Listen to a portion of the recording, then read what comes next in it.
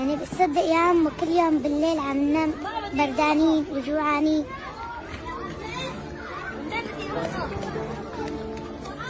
ما عنا حطب. أنا بابا شهيد، قبل ما يموت كان عنا على طول حطب، كان يدفينا على طول، كنا دفيانين على زمان بابا. بس هلا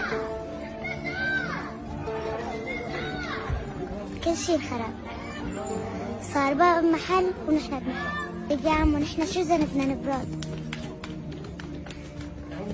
هيك الأولاد عندي عندهم أب هيك عايشين ولا مثلنا؟ طيب يا عمو ابنك نام مرة بس مرة بدون أكل هو بردان؟ طبعا لا. شو ذنبنا نحن؟ كل الأولاد اللي عندهم أمهات عطول عم بيناموا دفيانين.